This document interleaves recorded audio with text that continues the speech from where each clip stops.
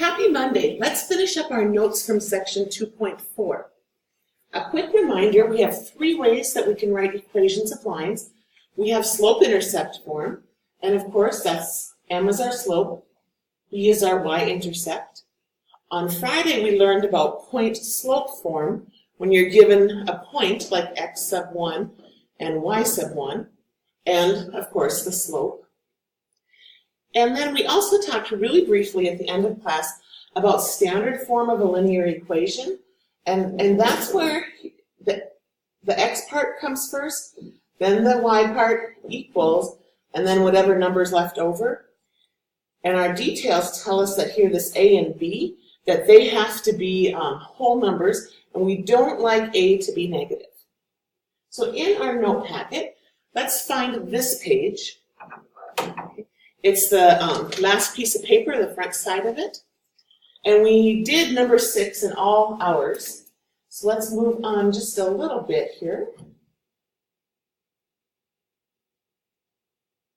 Not everybody had a chance to look at using intercepts. So a large benefit to using standard form is that you can graph pretty quickly.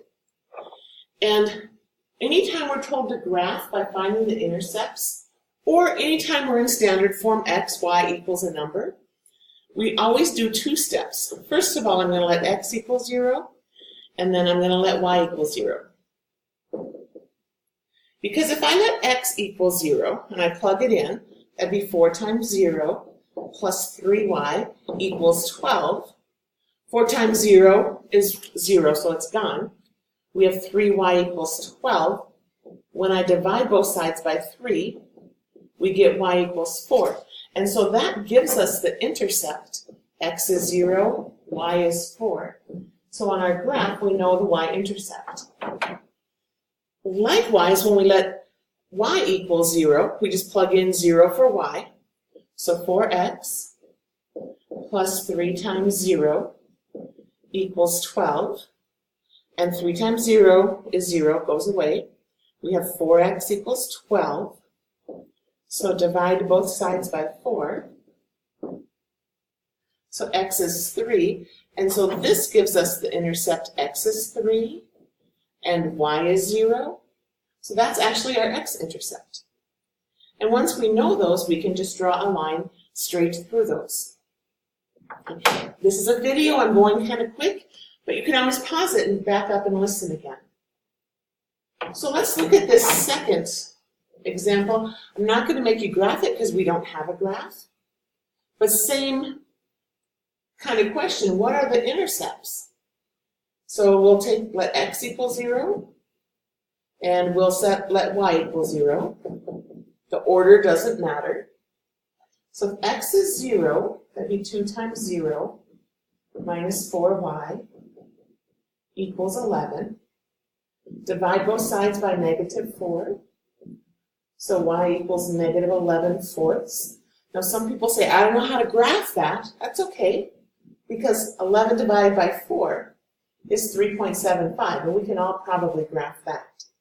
So that gives us the ordered pair. X is 0, y is negative 3.75.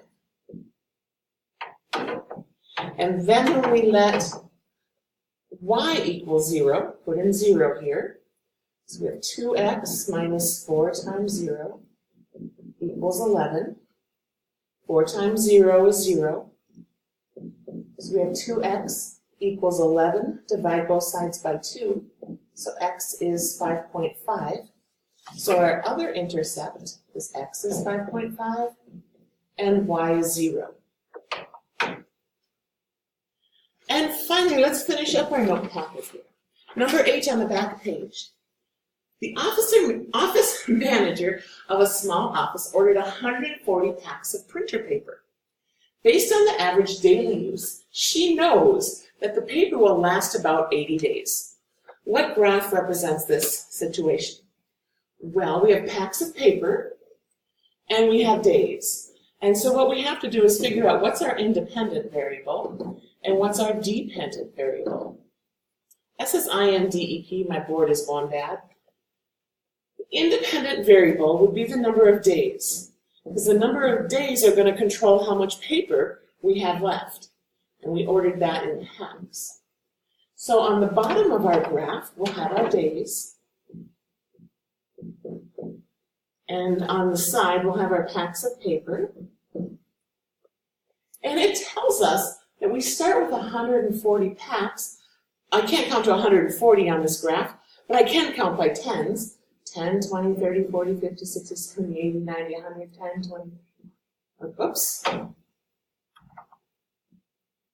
It's 140. And then 80 days, again, 10, 20, 30, 40, 60, 70, 80. Because we know at 80 days they're going to run out of paper, so they're going to have 0 packs of paper left. All that we have to do is connect those two lines. I am so sorry, my board is not cooperating. But on your papers, please just connect your lines. Hopefully yours connect better than mine did. And then they want us to know, what's the equation of the line in standard form? Well, when we look at our graph, we know that the y-intercept is 140. We know that because right here on the side it's 140. I also know the slope. Well, I can find it really easy. If I count from this point to this point, it's down 140 and right 80. So that would be down 140, right 80. And if I simplify both of those by 20, we end up with -7/4. So now I know my slope and I know my y-intercept. So I'm going to use slope-intercept form to start. So y equals m is -7/4 plus b, our y-intercept is 140. And that's great, except our directions want it in standard form. And remember, standard form has the x and then the y equals and then the number. So if I look at my problem, x needs to be the very first number out here in front. So I'm going to take my -7/4 x, add it to both sides. So we get +7/4 x, y is in the correct spot, equals 140. So basically, if I move a negative to the right, I'm just going to change the sign. And then the second rule is that we can't have any fractions in this. So my denominator is 4, I'm going to multiply by 4. If the denominator were 12, I'd multiply by 12. And I need to multiply every single thing in the whole equation. So 7/4 times 4 is just going to be 7x. Y times 4 is 4y.